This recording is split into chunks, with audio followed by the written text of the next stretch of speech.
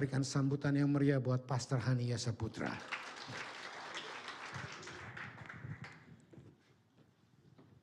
Thank you Pak Sam.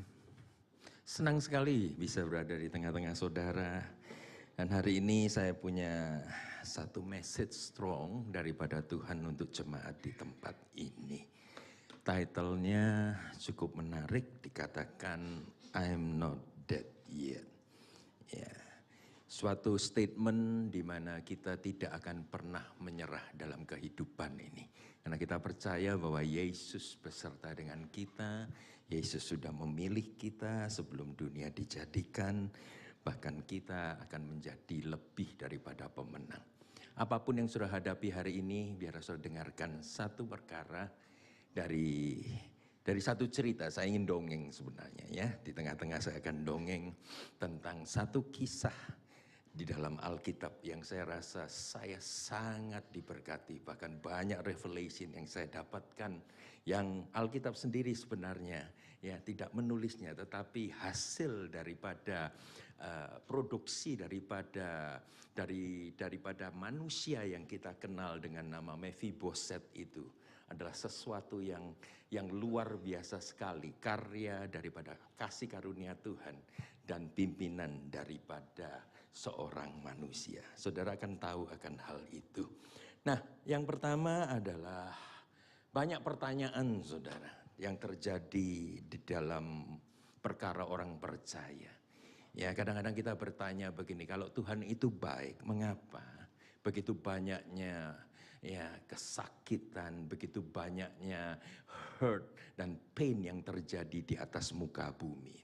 Dan terutama kalau saudara sedang mengalaminya, entah itu broken home, saudara di tengah-tengah ambang perceraian, ataupun banyak sakit penyakit di keluarga saudara, dan lain sebagainya. Kadang-kadang pertanyaan ini muncul, saudara. Seringkali saya ke rumah sakit ini pun terdengar pertanyaan itu. Walaupun kadangkala mereka tidak mengucapkannya karena sungkan mungkin, karena saya pendeta. Tetapi yang jelas adalah dari matanya pun saya bisa membaca. Pertanyaan ini tetap ada. Kalaupun ada di antara saudara yang mengalami ya, satu penderitaan ataupun satu pergumulan, dan saudara bertanya kepada Tuhan, saudara bertanya kepada diri sendiri, ya, if God is good, why? Ya, why I am here? You know, why I am experience this hurt and this pain? Saudaraku yang kasih, saudara bukan sendirian. Banyak orang bertanya dengan pertanyaan yang sama. Dan saya harapkan firman Tuhan yang saya bagikan kepada saudara, itu sesuai dengan tulisan daripada Paulus kepada Timotius. Bahwa firman Tuhan itu mengajar, menyatakan kesalahan, ya, memperbaiki kelakuan dan mendidik kita dalam kebenaran itu terjadi. Amin, saudara. Ya, ini yang terjadi, saudara, tentang sakit, tentang pain. Dan saya temukan dalam masa kurun pelayanan saya mengikut Tuhan lebih dari 40 tahun. Saya bukan bragging karena lamanya ikut Tuhan, tapi saya dibanting ya dari segala jurusan sampai saya pernah terkapar, saudara. Saya tidak bisa apa-apa lagi. Dan saya menyatakan bahwa segalanya adalah Tuhan. Ya. Saya masih ingat sekali bagaimana Tuhan berapa puluh tahun yang lalu itu ya, sekitar tahun 1995. Ketika Pak Abraham, almarhum Pak Abraham Alex Tanu Saputra mengirim saya sebagai missionary pertama dari gereja besar dulu, ya, yaitu Bethany, di mana saya ke Perth, saudara.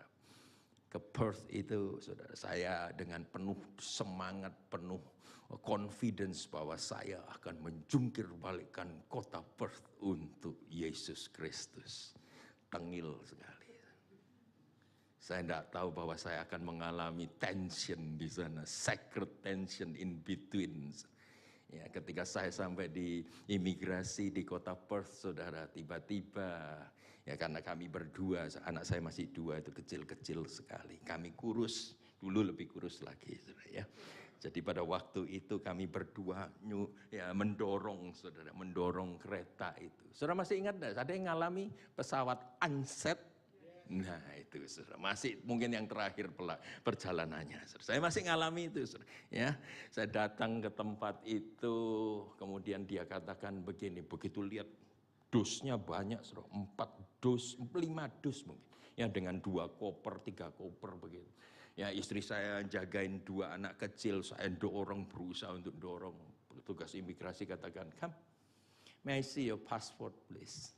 Kemudian dia lihat, "You are visiting Australia, what did you carry this?" 4 dus, 5 dus. Saya ngomong, oh ada barang titipan orang, ada barang saya sendiri. Oke, open. Saudara, pertama kali kotak yang pertama dibuka, saudara. Yang keluar apa? Wok, saudara. Wajan. Saudara pernah ke luar negeri, ya, visiting bawa wajan? Kan enggak pernah toh? Ya, langsung wajahnya berubah, saudara. Dia ngomong, "You go." Diinterogasi, saudara. Dibukalah briefcase saya. Yang keluar apa? Ijazah, saudara. Kan tengil, saudara. Ya, seolah-olah mau jadi pendeta missionary pertama dari gereja besar begitu di luar negeri gitu. Saya akan figurakan ya ijazah saya, templekin di kantor saya. Kan beken begitu, saudara. Ya keren gitu rasanya. Saudara tahu apa yang terjadi? Tuhan tidak mau bau-bau tengil itu, saudara. Dia banting saya habis, saudara. Ya, habis banget. Benar-benar pada waktu itu saya diinterogasi 3 jam, 4 jam. Setelah itu, saudara apa yang terjadi? Saudara, menyingkat cerita, visa saya di-cancel. Saya cuma diberi waktu, saya dimasukin ke detention center. Alamak, ya mimpi apa, saudara?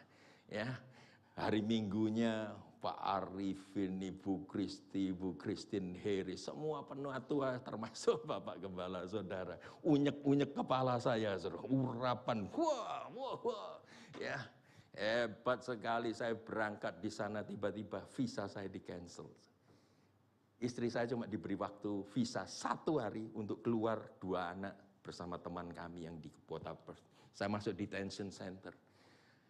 Neon yang lurus itu jadi tanda tanya, saudara. Kenapa aku bisa ngalami demikian? Saudara, pada waktu itu saya difoto.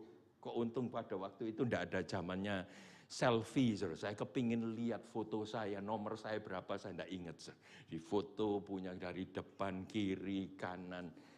Kemudian saya berani tanya begini. Is it possible that I coming back to Australia? Petugasnya tertawa sinis sekali, dia katakan, "Your name in our blacklist." Malah, Pak. Ya, saudara tahu blacklist itu apa, saudara? Saya katakan, forget about Australia. Saya masuk detention center, saya pikir, kan banyak tau kita di bawah. Don't waste your time. Saya katakan, saya mau cari jiwa. Gak peduli siapa saja, podo sama-sama stres. Kalau saudara kumpul di orang sama-sama stres, gampang cari jiwanya, saudara. Ya, gampang sekali cari jiwanya. Kemudian saya menghampiri seseorang dari Zambia kalau tidak salah. Ya, pokoknya negara Afrika tuh saya injili dia terima Yesus. Ya, dia saya doakan dan lain sebagainya. Nunggu pagi, karena paginya saya harus pulang dengan pesawat yang sama, Ansett. Ketika itu saya digelendeng lagi, dikecerek dulu, saudara. Ya. Mimpi apa pendeta? Ya, mimpi apa pendeta itu di borgol, ya wis lah, kecrek ngerti lah. Ya. Mimpi apa saya ini? Saya sudah sedih. Saya lihat istri saya sama kedua anak saya cuma bawa 2 koper kecil, so. Alamak, saya pikir kita tidak bisa balik lagi. Itu gimana barang-barangnya? Saya tidak mau berkelahi, saya tidak mau bertengkar karena sama-sama stresnya. Kita naik di Ansett itu duduk dulu, datangnya steak, saudara. Oh, dulu Ansett masih steak, saudara. Sekarang lu bayar sendiri, dapat cracker saja, ya. Sekarang dulu steak, saudara. Dulu berangkatnya itu steak yang paling enak, saudara. Pulangnya steak yang paling tidak enak yang saya bisa rasakan. Saat itu saya tanya kepada istri saya, "Kenapa barang-barangnya kok tidak dibawa?" Dia ngomong gini, "Tuhan bicara kita akan balik." Aduh, saudara, dia tidak tahu saya di detention center, saya diancam, nama saya sudah di blacklist, saudara. Menyingkat cerita, saudara, saya balik ke sana. Wah, orang Denpasar menyambut saya kembali. Loh lah, iya toh, ya. Ya, Tuhan sayang kepada kita, Pak Hani tidak boleh berangkat, tapi malunya, saudara, malu sekali, malu. Saya katakan malu sekali. Ya, Setelah itu saya terkapar, saya ngomong sama Tuhan. Aduh Tuhan, kalau aku sendiri, mau ya dibanting, mau dibantai apapun juga, is okay. Aku kan punya istri sama 2 anak. Itu pertanyaan yang menghantui saya. Kalau saya single, abisin dah. Saya baca kitab Ayub, abisin, I'm okay. Tapi kalau saya punya istri, punya 2 anak, anak saya itu sampai bingung, saudara. Kan seneng, saudara. Ya, ke luar negeri, dingin-dingin. Loh, besoknya kok pulang? Dan anak kecil mana bisa bertanya, saudara. Nggak ngerti apa-apa. Nah, kemudian, saudara, apa yang terjadi? Pulang di sana menyingkat cerita 3 bulan itu, saudara. Saya dapatkan berita lagi bahwa visa saya keluar. Hah? Visa saya keluar lagi? Benar, saudara. Saya ngambil di kedutaan Australia di mana itu? Di konsulat Australia di Bali, saudara. Apa yang terjadi? Saya dimaki-maki terlebih dahulu. Kamu mau gini. Terus akhirnya visanya tetap diberikan. Saya lihat visanya itu, ini asli apa enggak gitu ya. Saya balik, saya ngomong sama istri saya, balik lagi. Saya ngomong sama istri saya, kamu tinggal dulu di sini. Ya, saya balik di sana. Saya balik sendiri, saya lihat orang yang interogasi saya 3 jam tuh, yang ngoleksi itu. Ya, kartu kedatangan dari jaringan. Saya ngomong, dalam nama Yesus, minggir kamu. Ya, minggir kamu. Saya masih trauma, saudara. Ya, saya cuma takutnya satu, pada waktu saya nyerahin dulu ya, ini tahun 90-an. Dulu pada waktu saya nyerahin paspor itu, kan kadang-kadang ada, orangnya kan di screen gitu. Tiba-tiba lihat foto saya pakai nomor gitu kan, saya terkejut lagi. Saya lihat perubahannya enggak ada. Wajahnya biasa-biasa saja, dia kecer. Wih, saya lari, saudara. Saya dapatkan paspor saya itu, saya lari, saya tunggu mana koper saya nih. Nggak keluar-keluar, tiba-tiba ada satu suara lagi. Mr. Yesa Putra, may I see your passport? Ini orang yang interogasi saya 3 jam. Saudara. Saya pikir dia ini antikristus, saudara. Tengking-tengking, dia tetap menang, saudara. Ya, ketika itu dia lihat, oh congratulations katanya, kamu masuk dalam posisi yang benar. Saudara, saya masuk untuk kedua kalinya dalam jangka 3 bulan. I'm empty, nothing. Tidak ada sesuatu yang saya bisa sombongkan. Saya cuma bergantung penuh pada Tuhan. Do you know, that pain teach me. Kehancuran itu benar-benar taught me the value of life yang Tuhan berikan kepada saya. Tidak ada bau kesombongan yang saudara bisa bawa. Kita bukan maha tahu, saudara. Kita tidak bisa definisikan future kita bagaimana. Kita bergantung kepada Tuhan. Amin. Nah, bicara tentang pain, saudara. Ya, kita ini banyak sekali tuh tentang pain. Saya tidak peduli ada orang yang mengatakan kalau kita menderita pasti diduding begini, pasti ada dosanya. Saudara baca di kitab Ayub tuh. Ya, semua kayak gitu. Mayoritas ini katakan kalau kita menderita pasti ada dosa. Saya singkirkan terlebih dahulu itu. Ya.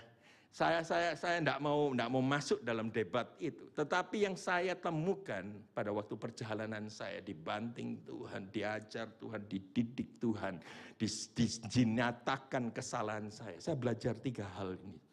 Bahwa pain doesn't mean God is absent. God is absent. Setuju, saudara? Kalau saudara sedang menderita itu bukan berarti Tuhan itu sedang kemana-mana, absen, ignore saudara. Tetapi pain often tempt us to believe that God is far. Jelas sekali saudara, saya bertanya, kalau aku sendiri Tuhan banting, mau diapain, I'm okay. Saya tidak ngerti keberadaan Tuhan. Saya bukan maha tahu yang bisa mengerti siapa Tuhan. Kalau saya bisa mengerti 100%, dia bukan Tuhan. Tapi apa yang saya ketahui sampai hari ini, itu sudah menolong saya banyak, saudara. Dan itu menolong orang lain juga. Nah, saya ingin sharing, saudara, mengenai definition of pain ini. Bukan berarti Tuhan itu hengkang, ya bukan juga berarti Tuhan itu ignore, saudara, neglect, saudara. Tetapi jelas sekali bahwa Tuhan itu dekat dengan orang yang patah hati, saudara. Tuhan itu dekat, Tuhan itu ingin sekali. Kalau kita sedang mengalami kehancuran dalam hidup nih, mendekatlah kepada Dia. Karena Dia akan selalu memberi penghiburan dan hari esok itu kepada kita semua. Amin. Yang kedua, pain isn't always punishment. Yang satu pihak kan dikatakan, kalau kita menderita pasti ada dosa. Itu memang ada kenyataannya begitu. Tetapi kalau lihat kehidupan Ayub itu, Bukan loh saudara. Bukan selamanya bahwa itu penghukuman daripada Tuhan. Dan dikatakan not all suffering or loss is the result of something we did wrong. Belum tentu. Saudara lihat dari kehidupan Job, kehidupan Ayub dan Yusuf pun, saudara tahu persis kisahnya. Tuhan harus bawa mereka melewati semuanya itu untuk memenuhi rencananya. Yang ketiga, pain can refine, not just hurt. Sometimes pain is the scalpel, not the sword. Ini penting sekali. Scalpel itu untuk membuang cancer, membuang tumor yang ada di dalam kehidupan manusia. Dia kadang-kadang daging kita sakit, bukan untuk istilahnya, dia datang bukan dengan pedang, tapi dia dengan scalpel. Dia akan bawa pisau bedah itu, saudara, untuk mengikis seperti saya tadi datang, tengil, seolah-olah powerful, seolah-olah akan jungkir balik, semuanya tunduk kepada saya. Come on, give me a break. Tuhan katakan, ndak layak kamu gini, tak kerjain dulu. Kok untung lulus 3 bulan. Nah di Perth ada cerita lain lagi, in between, nerakanya itu ada lagi. Ya, tapi yang jelas saya lulus terlebih dahulu dalam situasi ini.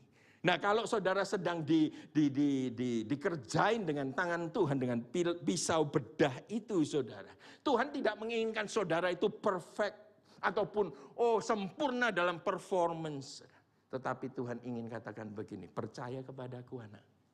Yang dituntut daripada kita itu perseverance. Tahan uji, tahan banting. Makanya stay vigilant. Itu satu tema yang dikatakan kita harus jaga hati ini. Siapa yang bertahta di hatimu sih? Kalau memang benar Yesus, jaga baik-baik saudara. Jangan lepaskan kedaginganmu akan apa ini? Istilahnya masuk secara rahasia dalam hatimu. Tapi jaga baik-baik. Supaya apa? Kemuliaan Dia melalui Roh Kudus itu bisa terpancar dari kehidupan kita semuanya. Nah kalau saudara ngomong pain itu adalah akibat dosa, coba lihat satu ini saudara. Bagaimana dengan anaknya yang tunggal itu? Dia yang tidak berdosa disalibkan untuk menanggung semua dosa kita. God is not the author of evil. Nah, ini yang saya sadari, saya nangis, saya protes, saya komplain sama Tuhan. Kenapa hidupku kok jadi begini? God doesn't delight in your suffering. But He is not a sadist. Dia bukan satu pribadi yang sadis, saudara. Tetapi dalam broken world itu kita akan mengalami penderitaan. Yohanes 16:33 jelas sekali katakan, di dalam dunia ini engkau akan menderita. Tapi cheer up my people, cheer up my family. I have overcome the world. Aduh. Kalau kita sedang mengalami sesuatu yang menghentak jiwa kita, pertanyaan mulai mencuat, saudaraku yang kasih. God does not cause evil, but He does not waste it. Dia akan selalu putarkan itu. Dia putarkan ya. Ketika posisi saya tuh masuk ke detention center, mimpi saya tuh hancur, saudara. Udah ludes semuanya. Ya hancur lebur tuh mimpi, visi segala macam. Saya pikir forget about Australia.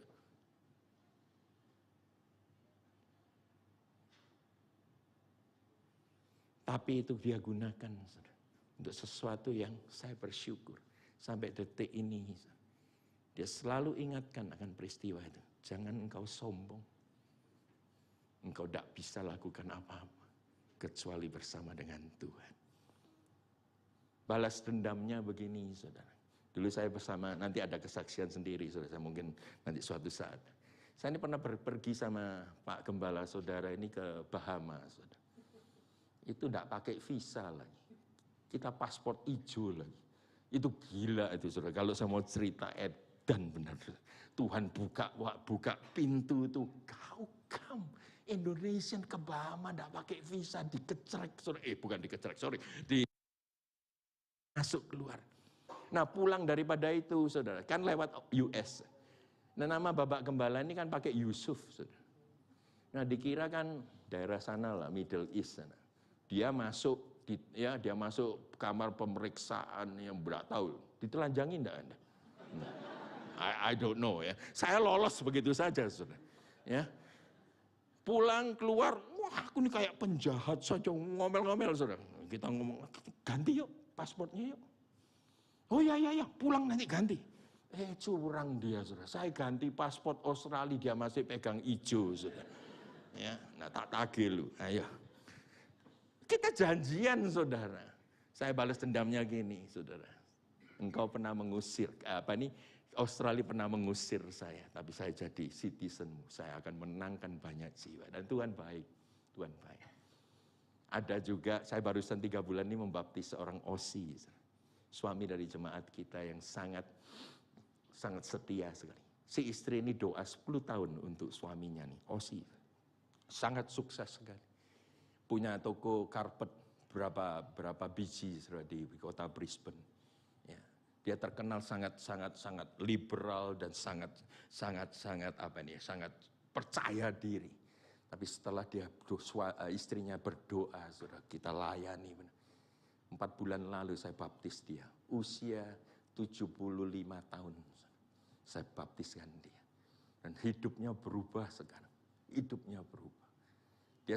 Dia ngomong gini sama saya udah ada pikiran nih. Ya, biasanya saya ada pikiran itu, tapi pada waktu itu entah gimana Tuhan itu bisa enggak sampai mikiran kepada pasangan ini. Dia ngomong gini sama saya, Pastor Hani, I will celebrate my anniversary, ya. I will revow. Wow. Saya pikir begitu lahir baru, begitu dibaptis, pikirannya langsung ngomong, aku akan revow pernikahanku sama istriku. Saya ngomong ini perubahan yang enggak bisa dilakukan. Ini dilakukan oleh Roh Kudus sendiri. Saya bisa yakini, saudara, bahwa ada sesuatu yang Tuhan akan kerjakan ketika kita jalan di jalannya Dia. Jangan ngomel, saudara. Pada waktu saudara sedang menderita, please, jangan ngomel. Pasti ada sesuatu yang Tuhan sedang kerjakan. Ini yang boleh saya katakan, ketika saya mengalami lembah-lembah air mata, rasanya hell itu kok tidak selesai-selesai, saudara. Ketika saya sadari bahwa calling saya itu bertabrakan dengan circumstances. Calling saya sedang bertabrakan dengan situasi. Tapi hari-hari ini, saudara, apa yang terjadi, saudara? Saya ngalami in between itu brutal sekali. Kadang-kadang saya bisa ditarik, hampir tidak percaya lagi. Tetapi oleh karena kemurahan Tuhan, saya ngalami begitu banyaknya, saudara. Rasa-rasanya saya tidak bisa.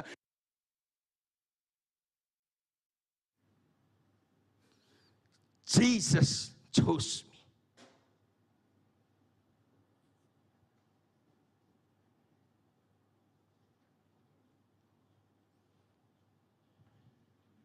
Saudara, pada waktu saudara sedang mengalami lembah-lembah air mata, bukan berarti Tuhan itu cuma mau banting saudara, kemudian saudara broken. Saudara harus tahu persis ada sesuatu yang baru akan lahir.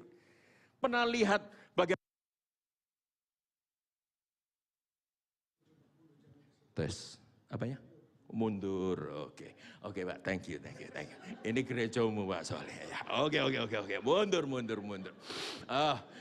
Sampai di mana? Ya, bukan berarti mundur ya tetap gini. It's okay. Sorry, tidak komplain. Aku diundang lagi toh.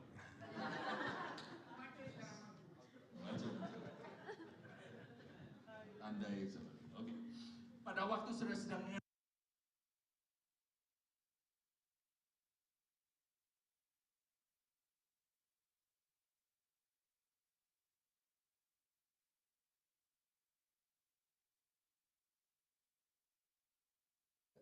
Tetapi yang jelas yang baru itu akan keluar, saudara.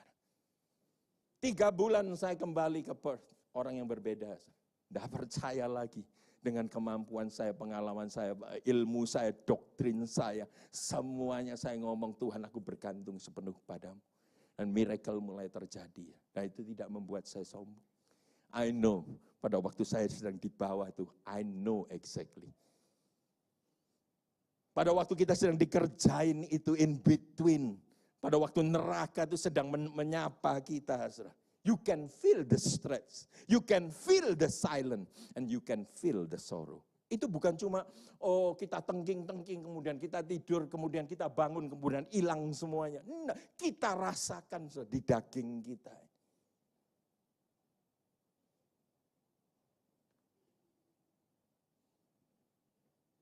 Apa yang kita bisa lakukan sih?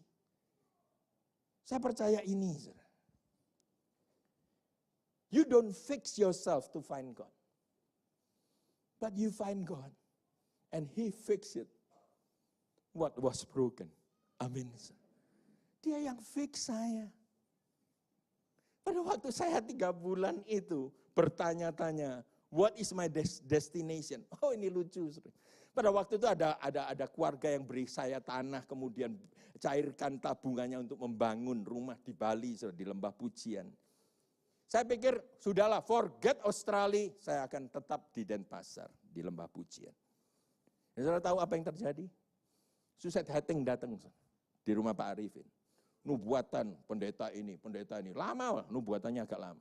Ke saya itu cuma tumpang tangan, di kepala saya dia ngomong gini, be ready, you will go. Pindah ke sebelah lagi. Aku ngomong, aku ini sudah males pergi, trauma saudara. Males pergi, aku mau settle di Bali. Tapi dia ngomong begini, be ready and you will go. Dan itu 1,5 bulan kemudian saya berangkat lagi ke Perth. Kalau Tuhan tidak mengkonfirmasi, dia tahu persis, saya sudah dibanting habis. Pada waktu saya muncul itu, yang baru ada. Dan ini yang Tuhan kendaki. Bukan berarti sempurna, masih. Ya, dia ajarkan saya untuk perseverance, dia berikan hope. Loh, ya, jangan patah semangat, jangan kehilangan harapan, aku masih punya masa depan untuk engkau. Pada waktu saya ke Perth itu, saya tidak tahu kalau saya akan mengalami hell lagi di sana, saudara. Tapi yang jelas adalah Tuhan itu baik. Amin. Jalani sajalah, senyum-senyum. Ya, ada banyak karena kesusahan saudara yang biasanya single ceria, ya haha hihi, ya pada waktu nikah jadi kayak tekonya teh begitu, saudara, panjang tidak pernah ceria. I declare to you, biarlah senyummu mulai merekah lagi. Life is so beautiful, saudara, because of Jesus. Nah, saya mau dongeng ini, saudara, ya belum pernah mungkin ya pendeta ngomong dongeng, tapi saya mau dongeng benar-benar. Tapi menurut Alkitab. 2 Samuel 9 ayat 13 ini kalau sudah punya Alkitab, tolong dibaca karena waktu, ya sudah jam 11. Saya akan lewati, saya ceritakan saja kronologisnya. Yaitu ketika ya Saul dan Jonathan ini berperang, saudara, di mana dikatakan akibat peperangan itu kedua-duanya terbunuh. Kemudian dia yang masih di istana, ketika itu kan Raja Saul yang jadi raja. Ini anak usia 5 tahun, dari mulai usia 0 sampai 5, dia ini hidup di ruangan istana ini. Kalau dia main kereta-keretaan, kalau dia main tidak mungkin ya, laki main dollhouse ya. Kalau dia main dia main mainannya sendiri, saudara. Pasti di living roomnya, living roomnya istana itu, saudara.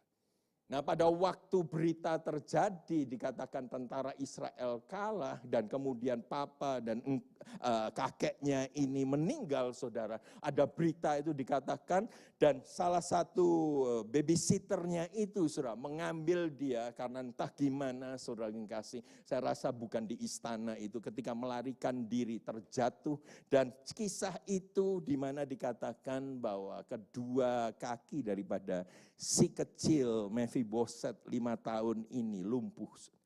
Seketika itu juga dari keceriaan yang dia alami keseharian di istana, tiba-tiba dia mengalami sesuatu yang membuat hidupnya invalid.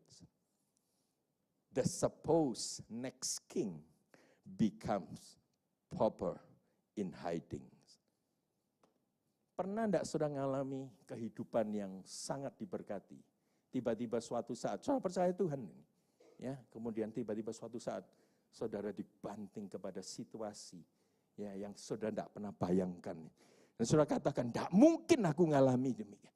Tapi ternyata kehidupan menteri saudara demikian. Kemudian saudara berjuang sekarang, in between. Saudara berdoa, saudara bertanya begini saudara. Ya, you have been wondering if you are out of blessing. Saudara bertanya, bahkan saudara katakan, iya mungkin, aku kehilangan, ya, aku sudah habis. Your heart whisper, maybe I use up all my favor. Tuhan sudah kehabisan favornya di surga untuk saudara. Sehingga saudara harus mengalami kesendirian, kesepian, penderitaan dalam kesendirian saudara. Pernahkah saudara mengalami demikian? Kalau saudara ada pertanyaan yang demikian, saudara katakan Tuhan sudah tidak berkenan lagi kepadaku. Time out sejenak. Saya ingin dongeng ini, saudara. Saya ingin kisahkan kepada saudara satu peristiwa di dalam Alkitab. Ya, ini loh saudara. Di mana dikatakan David kindness to Mephibosheth. Saya baca ini aja dalam bahasa Inggrisnya. And David said, is there still anyone left of the house of Saul that I may show him kindness for Jonathan's sake? Dia ini raja loh. Daud ini raja. Suatu hari ya seperti biasa mungkin dia minum cappuccino ataupun long black atau apapun juga saudara. Tiba-tiba ketika itu ada satu pemikiran yang di-drop Tuhan di dalam pikiran dia.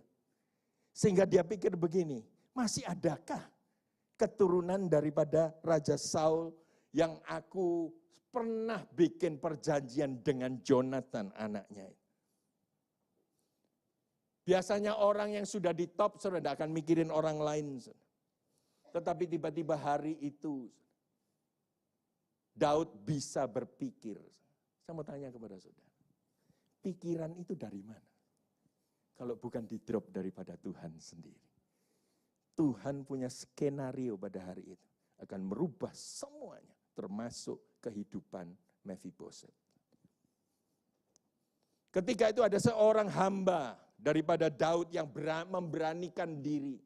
Saudara tahu kalau pernah lihat ya film-film kerajaan yang Chinese ataupun kerajaan K-drama itu apa? Joseon ya.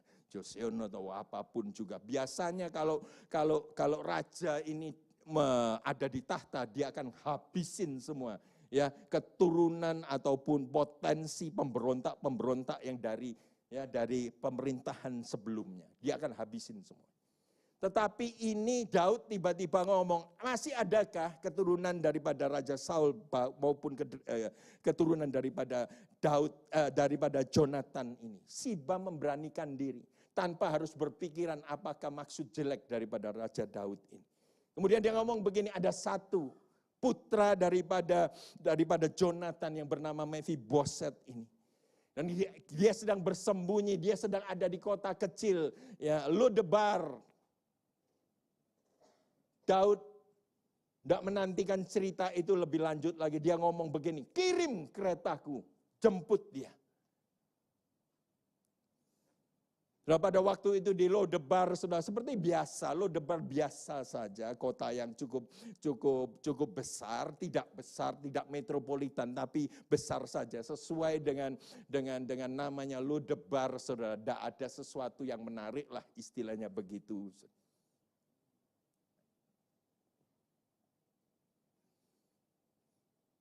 Kereta datang, saudara. Jenderalnya Yoab mengetuk pintu rumah daripada Makir.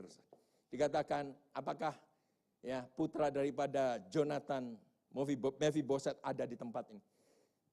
Makir katakan dengan keberaniannya yang memang ada, Mephiboset ada di sana, 20 tahun. Jadi 15 tahun dia sembunyi di kota di rumah Makir ini. Sudah, ya, dijemputlah.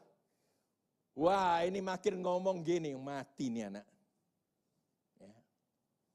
Nggak tahu nasibnya gimana, tapi dibawa ke istana daripada Daud sendiri. Saudara, pada waktu Mephiboset dibawa masuk ke ruangan makan ataupun living room, ya, family room begitu. Dia teringat pada waktu dia usia kecil sebelum kakinya lumpuh. Dia pernah main di sini. Suasana ataupun ruangan itu benar-benar sangat familiar dengan dia.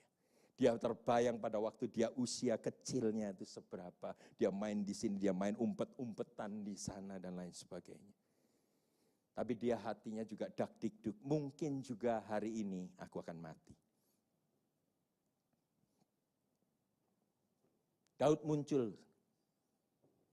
Dia katakan, Mephiboset. Ya paduka raja. Ya mungkin sapa-sapaan beginilah. Apa kabarmu? Kabar baik paduka. Mengapa engkau menyelamatkan aku? Memanggil aku di tempat ini, aku ini anjing mati. Dia ngomong, listen, dia ngomong. Dia cerita, Daud cerita tentang perjanjian dengan Yonatan. Saudara harus tahu dia tidak ngerti apa-apa. Si kecil ini dulu tidak ngerti apa-apa tentang perjanjian dia dengan Yonatan. Dia katakan, aku akan tepati perjanjianku hari ini. Dikatakan begini, and you shall eat at my table always. So Mephiboset ate at David's table like one of the king's son. He always ate at the king's table and he was crippled in both feet. Tuhan selalu punya cara untuk mengangkat seseorang yang low, yang devastated, tapi benar-benar sudah memiliki kehidupan baru. Saya akan kisahkan itu nanti. Apa yang terjadi dengan Mephiboset. Itu yang memberkati saya. Dia berikan kehidupan baru. Seperti kita lah. Kalau kita diangkat dari lumpur dosa, diselamatkan. Oleh karena kita percaya akan pengorbanan Kristus. Darah Kristus menyelamatkan kita. Menebus kita. Saudara, apa yang terjadi? Kita memiliki kehidupan baru. Saya biasanya tutup. Saya pernah khotbah di sini bulan tahun yang lalu. Saya jelas saya khotbah ini berubah. Kan ini hidup saya. Saya dari low diangkat oleh Tuhan. I'm nothing, tapi diangkat oleh Tuhan. Saya biasanya tutup ini, dan saya tutup dengan satu dramatis, katakan begini. Pada waktu Absalom datang, Amnon datang untuk breakfast sama-sama, mereka tidak tahu siapa orang baru ini. Duduk sama-sama, tapi mereka tidak lihat ketimpangan daripada Mephiboset. Karena apa? Taplak, tablecloth itu menutupi kelemahan kita. Darah Kristus menutupi kelemahan kita semua. Itu yang sejajarkan kita menjadi sama semua, yang menjadi anak Tuhan. You know what? Biasanya saya tertutup gitu karena kasih karunia Tuhan. Tetapi tahun demi tahun saya baca cerita. Gila, ada sesuatu yang Mephiboset alami setelah dia ngalami hell. Ya pada waktu dia usia 5 tahun, sembunyi dari usia 5 sampai 20 tahun. Itu ternyata tidak cukup. Saya sadari kehidupan kita pun rasa-rasanya tidak pernah berhenti untuk struggle. Tapi dengarkan baik-baik, ini adalah sacred tension untuk menyempurnakan saudara. Semakin hari akan semakin seperti Kristus. Amin. Coba lihat di sini saudara. Ini kisahnya yang saya dapatkan. Ini memberkati saya sekali. Here comes the betrayer. Datang saudara, kisahnya itu kan sudah, ya Mephiboset diambil hidup di istana raja. Saya pikir kisahnya sudah selesai. Oh kerajaan Daud saudara, ceritanya sangat, benar-benar kalau saudara sutradara gitu, saudara bisa bikin film gitu seperti K-drama gitu, berapa seri, mungkin 50 seri kali. Ceritanya itu sangat dahsyat sekali. And here comes the betrayer. Nah, kisahnya saya jam saja. Ya, saya loncat saja di mana anak daripada Daud, Absalom ini hendak memberontak kepada papanya, hendak menduduki tahtanya. Sehingga Daud harus lari. Alkitab katakan sampai pakai sandal pun tidak sempat Daudnya. Diselamatkan oleh Yoab, diselamatkan oleh jenderal-jenderal lainnya. Harus pergi now, kalau tidak kita binasa. Pergilah Daud ke dalam tempat sembunyiannya. Bayangkan saudara, dia pernah hidup raja, saudara, tiba-tiba dikup begitu saja. Nah, saya mau kisah di mana dikatakan Daud pada waktu tempat persembunyiannya ini. Saudara. Yang banyak nolong itu adalah salah satunya, saudara, Mephiboset seharusnya. Mephiboset ini merencanakan, begitu dia dengar Daud itu sembunyi di tempat A misalnya, ya. Si Mephiboset ngomong sama Siba, yuk kita kirim makanan, penuhi semua bagal kita kirim ke Daud. Janjian ya jam 9 tank ya, kau jemput aku. Besoknya si Mephiboset sudah siap untuk berangkat. Tiba-tiba jam 9 datang, tidak muncul, 10 tidak muncul, 12 tidak muncul, 3 sore tidak muncul, 6 malam tidak muncul. Mephiboset sedih, katakan, what's happening with Siba? Belum ada zaman handphone, saudara. Ternyata Siba pergi sendiri, saudara. Menyongsong Daud. Ketika Daud tanya, ya, ketika Daud bertanya, mana mastermu? Mana Mephiboset? Tahu saudara apa yang dikatakan? Keluar dari mulut Siba. Mephiboset sedang menunggu di Yerusalem. Mungkin saja dia akan menjadi raja ataupun setidaknya wakil raja kalau Absalom naik. Wah, marah Daudnya. Katakan, ya ini anak yang tidak tahu budi.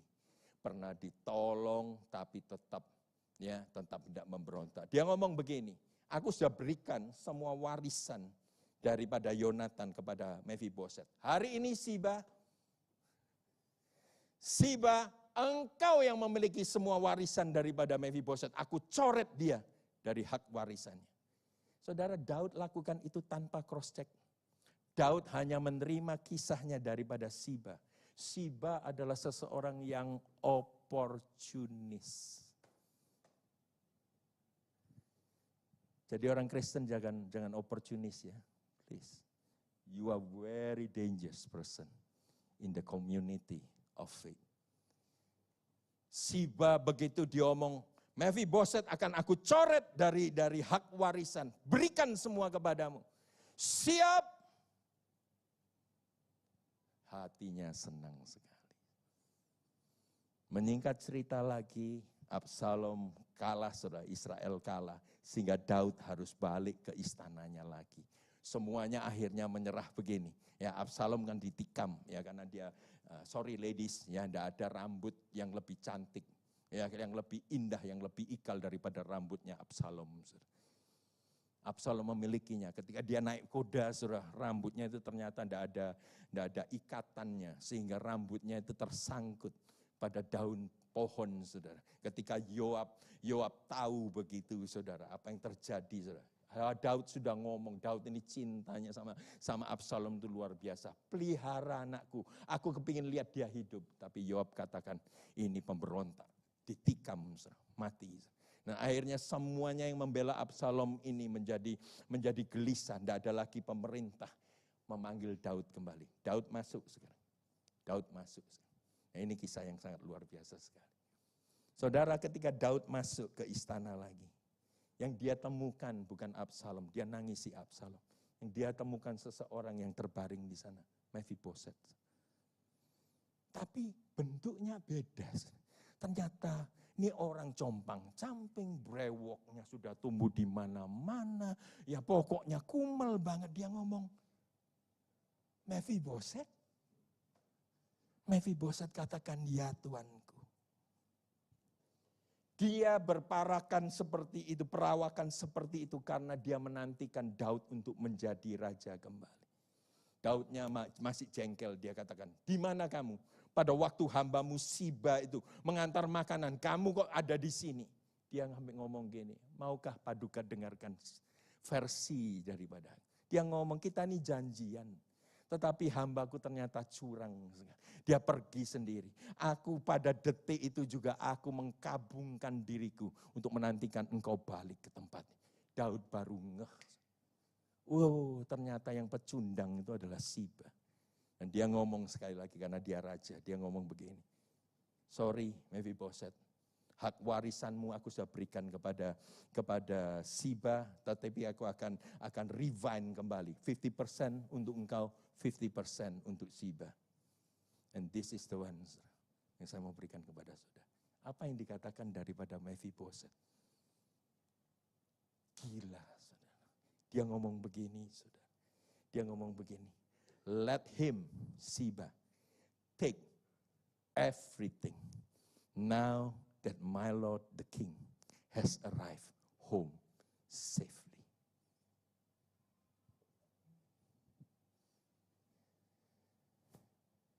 Saya pernah pikir begini, 15 tahun dia di Lodebar.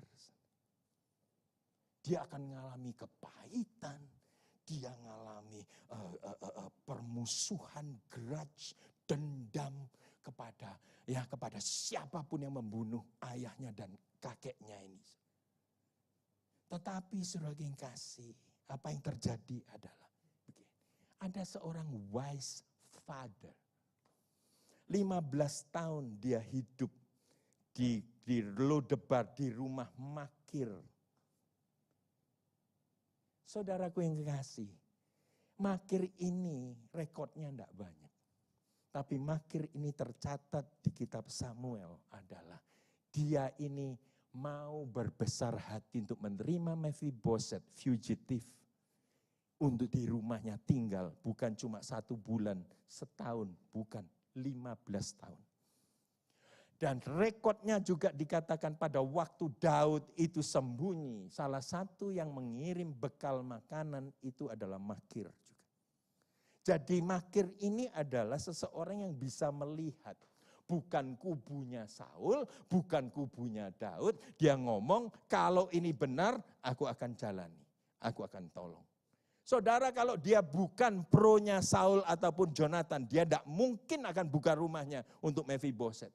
Tetapi kalau dia lihat juga, kalau dia tidak pernah lihat Daud ini raja yang benar, tidak mungkin dia kirim makanan itu ataupun bekal itu kepada Daud. Jadi dia berdiri, saudara, di atas kebenarannya. Dan saya katakan, hampir tidak pernah ada orang khotbah tentang Makir ini, saudara. Saya katakan, he is one of the best father ever that you ever found in this earth. Think about it, 15 tahun, saudara. Di rumah dia, seseorang yang broken, seseorang yang gampang sekali termakan oleh karena dendam, oleh karena sakit hati, oleh karena apapun juga negatif-negatif itu. Ternyata, saudara, Makir mengajarkan sesuatu value kehidupan kepada Mephibosheth, katakan ini kayak gini. Saya tidak tahu apa yang dikatakan, tetapi hasil daripada pendidikan Makir itu ketika Mephibosheth katakan, I don't care about my inheritance, but I praise God because you are our king again. He doesn't care about money. Siapa di sini yang sudah selesai dengan dirinya sampai dia katakan money is not the issue again. Bukan karena dia kaya. But money cannot change my character.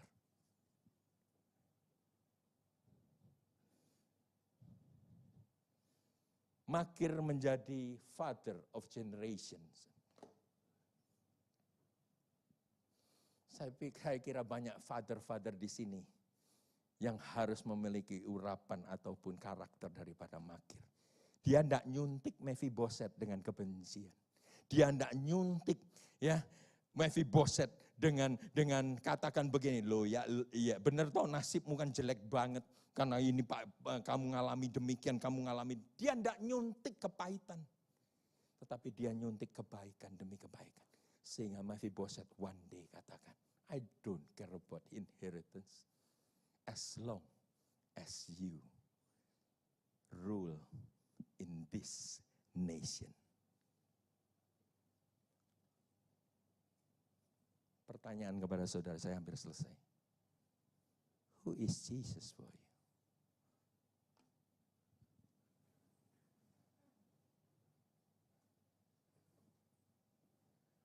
Who is Jesus for you?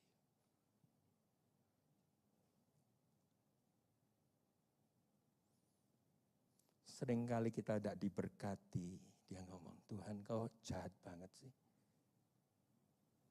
Kita tidak bahagia dalam rumah tangga. Tuhan, engkau tidak pedulikan aku sih.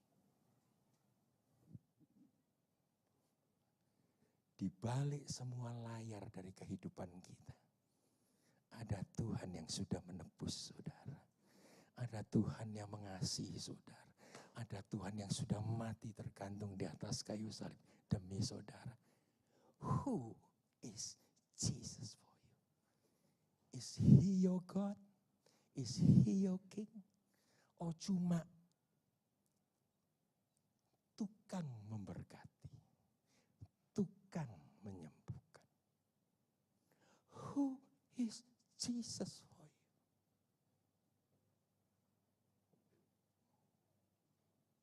Last one. Christ's kindness toward us. Daud menunjukkan covenant love ataupun hesed kepada Mephibosheth.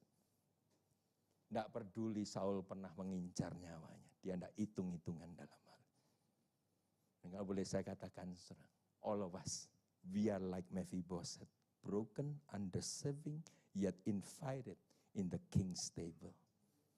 Tujuannya cuma satu, Jesus restore. Jesus restore what the enemy stole. Haleluya. Percaya Tuhan, saudara. Ada sesuatu yang Tuhan sedang sediakan bagi saudara. Tangan dia aktif bekerja untuk menata kehidupan kita semua. Never give up with this life. Never give up with your situation. Trust him, believe in him, and you will blessed by the Almighty God. Amin. Bangkit berdiri sejenak, please.